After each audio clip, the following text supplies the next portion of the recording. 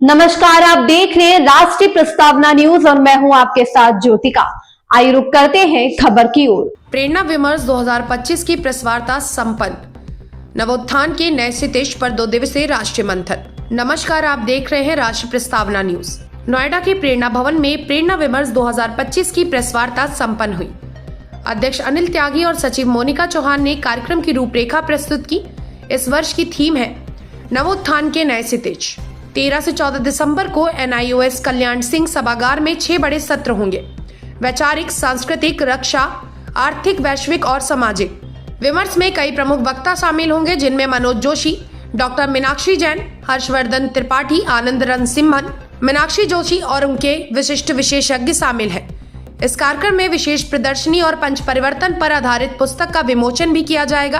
प्रेरणा शोध संस्थान, जिसकी स्थापना 1917 में हुई थी, राष्ट्र निर्माण और चरित्र निर्माण को समर्पित है। ये छठा प्रेरणा विमर्श अब तक का सबसे विस्तृत आयोजन माना जा रहा है। अंत में अध्यक्ष ने मीडिया से सहयोग का आह्वान किया और सभी अतिथियों को धन्यवाद किया।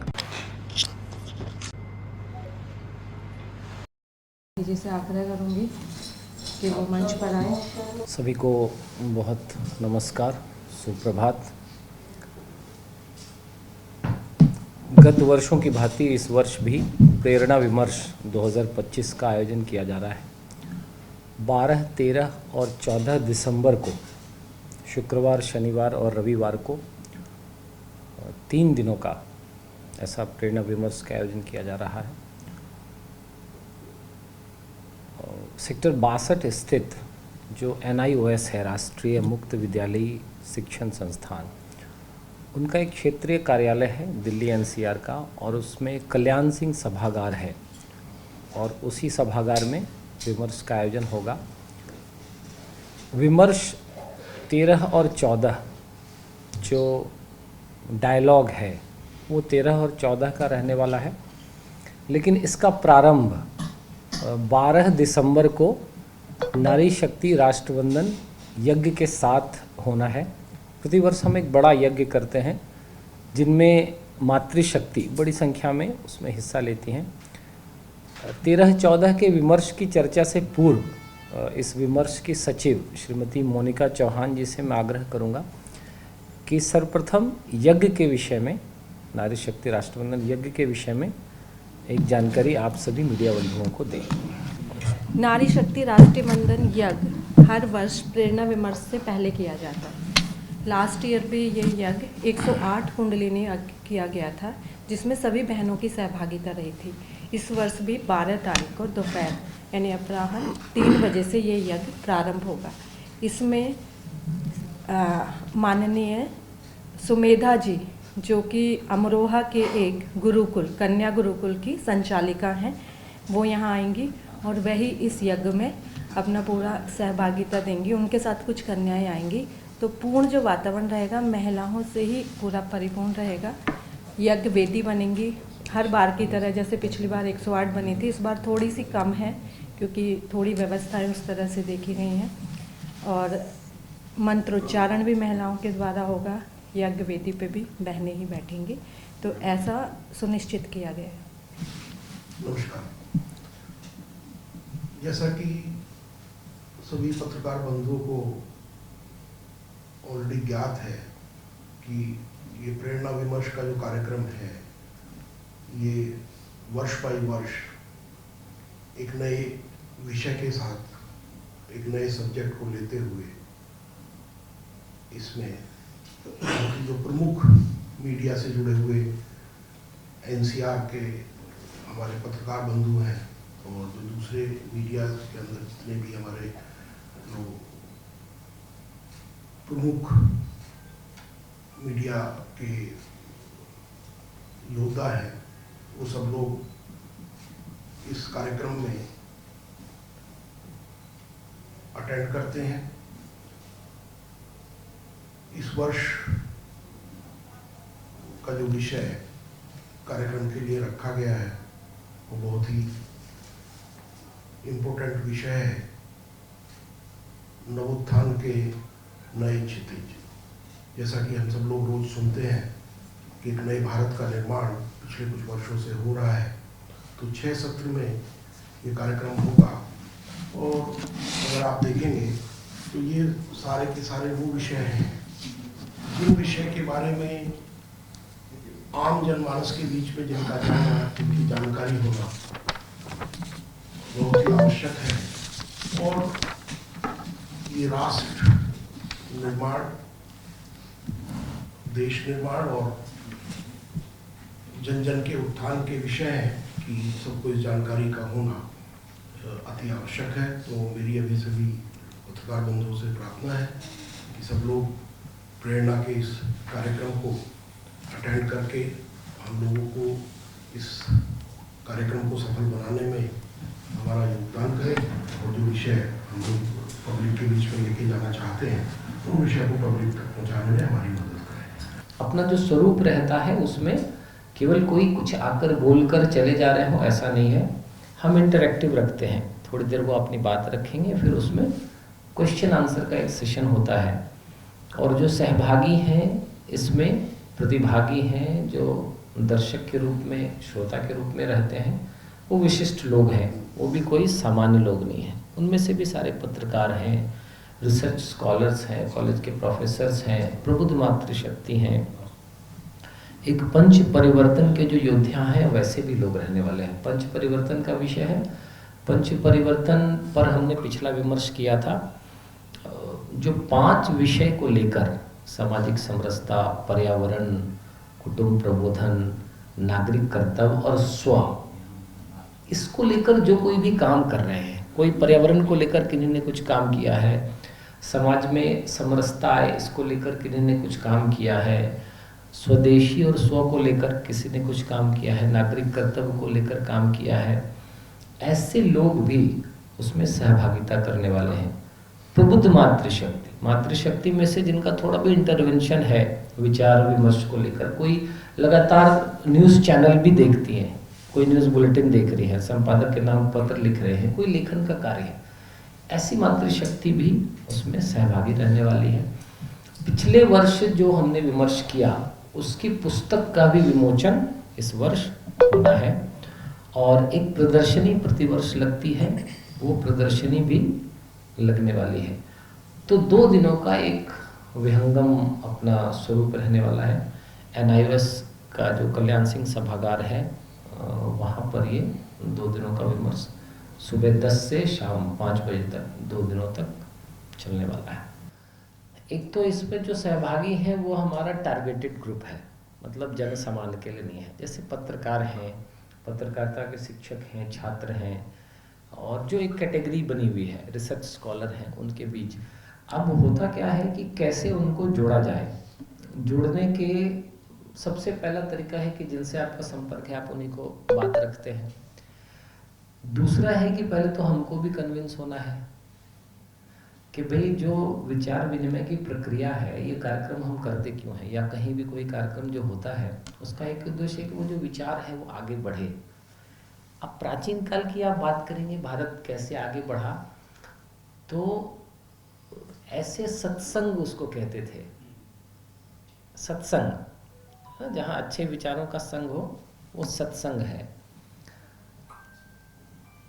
वो उसमें बड़ा सुंदर एक वो है कि एक घड़ी आधो में पुनियाद, तुलसी संगत साधु की कटे कोटि अपराध।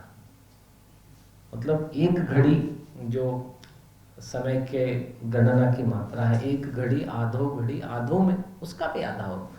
इतना देर भी अगर आप सत्संग करते हैं तो कटे कोटि अपराध, मतलब कोटि करोड़ों अपराध। क्यों ऐसा क्यों कहा गया? क्योंकि विचार दुनिया में सबसे प्रभावी अगर कुछ है, एक विचार है। उस विचार को कितने अच्छे ढंग से आप लोगों तक ले जाते हैं।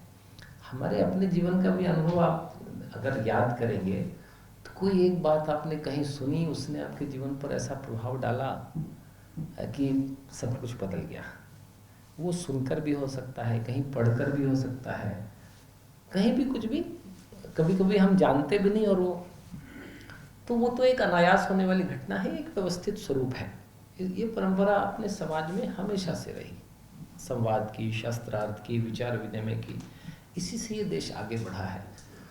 तो कई जगह विमर्श अलग अलग उद्देश्य को लेकर होते हैं। अपना विमर्श शुद्ध रूप से समाज में जो हमारा राष्ट्रीय विचार है, जिसको हम सनातन विचार कहते हैं, जिस कारण से हम इतने आगे बढ़े, आज दुनिया में हमारी ऐसी प्रतिष्ठा है, तो उन विचारों की पुनर्स्थापना और जो अच्छा विचार है उसको आप जानते समझते हुए भी बार बार उसका वो करना चाहिए, चिंतन मनन करना चाहिए, क्योंकि हम सभी लोग मनुष्य हैं और हम पतनशील हैं। जरा सा छोड़ दिया जाए तो तुरंत, तो इसलिए ये विचार आपको हमेशा बांधे रखते हैं। पहले तो खुद को कन्विंस करना है कि हाँ ये क्यों ज़रूरी है, फिर हम दूसरे को, जिनसे आपका आत्मीय संबंध होता है, वो आपके कहने से आएंगे। थोड़ा भी मानसिक रूप से इस दृष्टि करेंगे तो उनको अच्छा लगेगा। इस तरह से हर वर्ष सैकड़ों की संख्या में लोग आते रहे। जी, आपका जो पिछला सत्र हुआ था उसमें आपने बहुत ही महत्वपूर्ण टॉपिक्स के ऊपर विमर्श किया था, जैसे कि पर्यावरण, वाटर कंजर्वेशन, डिफॉरेस्टेशन और पेड़ लगाओ। आपके जो वक्ता आए थे उनका बोलना इतना ज़्यादा प्रभावी था कि उसका असर आम जन पर देखने को मिला। लोगों ने पेड़ लगाए, घरों में लगाए। क्या इस बार प्रदूषण पर भी कोई सत्र होने वाला है? यदि नहीं तो कृपया इसको ले, ताकि आम पब्लिक समझे प्रदूषण से लड़ना। जी, इस बार का विषय प्रदूषण से जुड़ा तो नहीं है, लेकिन ऐसे जितने भी लोग पिछली बार के हमारे विमर्श में आए थे उनको हमने विशेष करके बुलाया है। पंच परिवर्तन की जो विषय बात आई और पिछले वर्ष के विमर्श पर आधारित पुस्तक का, स्मारिका का भी विमोचन होना है, जिसकी चर्चा आप कर रही हैं। तो पंच परिवर्तन के जो लोग आएंगे, बीच बीच में उनका भी हम परिचय कराने वाले हैं कि भाई ये एक ऐसे व्यक्ति हैं और इन्होंने अपने दम पर 1000 पेड़ लगाए, ऐसा किया। ये तो उससे भी लोगों पर एक प्रभाव पड़ने वाला है और वो विषय तो रहने ही वाला है। श्रीमान नरेश कुमावत जी, जो मैंने बताया 80 देशों में प्रतिमाएं बनाई हैं, वो रहने वाले हैं इस सत्र में। अनुराग पुनेठा जी, जो अभी मीडिया के डायरेक्टर हैं इंदिरा गांधी राष्ट्रीय कला केंद्र में और सीनियर एंकर हैं, सीनियर जर्नलिस्ट हैं, वो रहने वाले हैं। अपना जो तीसरा सत्र रहने वाला है रक्षा क्षेत्र का, और उसमें श्रीमान आनंद नरसिम्हन जी, हम सभी लोगों ने उनको देखा है, वो रहने वाले हैं। राजीव नयन जी रक्षा विशेषज्ञ हैं, तमाम टीवी चैनलों पर आप उनको देख सकते हैं, वो रहने वाले हैं। तो पहले दिन के 3 सत्र ये हुए। 14 तारीख का पहला सत्र जो अपना रहने वाला है वो आर्थिक क्षेत्र का रहने वाला है। श्रीमान हर्षवर्धन त्रिपाठी जी, बड़ी अच्छी पकड़ है उनकी, वो चर्चा करने वाले हैं। श्रीमान रूपेश कुमार जी, अखिल भारतीय राष्ट्रीय कार्यकारिणी सदस्य हैं राष्ट्रीय स्वयंसेवक संघ के, वो रहने वाले हैं। श्रीमान हरीश बर्णवाल जी, वो इसको मॉडरेट भी करने वाले हैं और इसमें अपने वक्ता के रूप में भी वो इसमें रहने वाले हैं।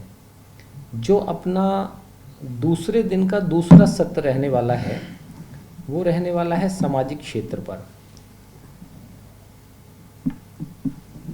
सामाजिक क्षेत्र में राष्ट्रीय स्वयंसेवक संघ के अखिल भारतीय सह सेवा प्रमुख, जो राष्ट्रीय स्वयंसेवक संघ का जो सबसे बड़ा काम अगर कहें तो हम तो वो सेवा का काम है। मतलब लाखों की संख्या में प्रकल्प चलते हैं। ये सारी जानकारी भी हमको मिलेगी। राष्ट्रीय स्वयंसेवक संघ को हम कुछ अलग अलग रूपों में जानते हैं, तो इस रूप में जानना भी अच्छा है। एक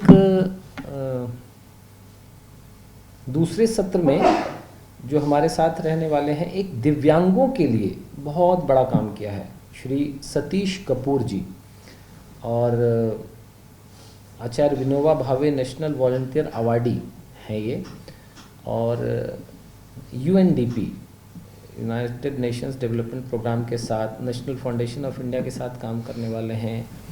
ये रहने वाले हैं। समाज सेवा के क्षेत्र में एक बड़ा काम करने वाले पत्रकार और एंकर रामजी श्रेष्ठ, वो इसको मॉडरेट करने वाले हैं।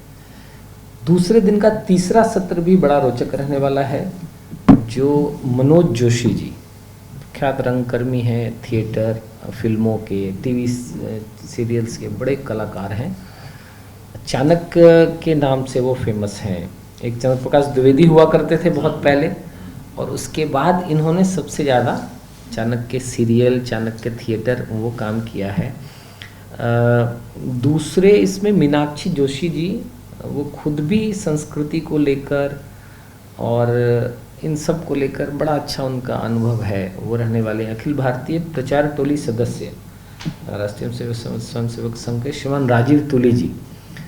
तो ऐसे 3-3 का पैनल अपना 6 सत्रों के लिए बना है। तो ये सारे लोग इसमें रहने वाले हैं।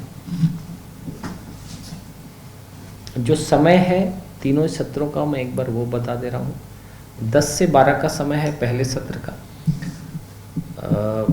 12 से 2 का समय है तीसरे सत्र का, बीच में एक भोजन का समय है और फिर 2:30 से 4:30 तीसरे सत्र का दोनों ही दिन रहने वाला है। प्रदर्शनी हर वर्ष हम लोग इसी थीम से जुड़ाई रखते हैं, जो विमर्श का विषय होता है। राष्ट्रीय स्वयंसेवक संघ की शताब्दी वर्ष की यात्रा, चूँकि अमृत काल ऐसा हमने कहा है, 100 वर्षों के बाद जिन विषयों को लेकर समाज में जाना है और प्रधानमंत्री जी की भी तरफ से और सर्व समाज की तरफ से एक विकसित भारत की दिशा में हमारा क्या योगदान हो सकता है, अभी तक की संघ की क्या यात्रा रही है, विमर्श का अपना पीछे का क्या क्या विषय रहा है, इस वर्ष इन सभी को लेकर एक अपनी प्रदर्शनी रहने वाली है। सर, संघ के 100 वर्ष, इस पर भी कोई विचार विमर्श सत्र है? ठीक तो इस पर तो विमर्श नहीं है, लेकिन ये सारे ही विषय कहीं ना कहीं वहीं से जुड़ते हैं, क्योंकि संघ कोई अपना अलग उद्देश्य लेकर तो चल नहीं रहा।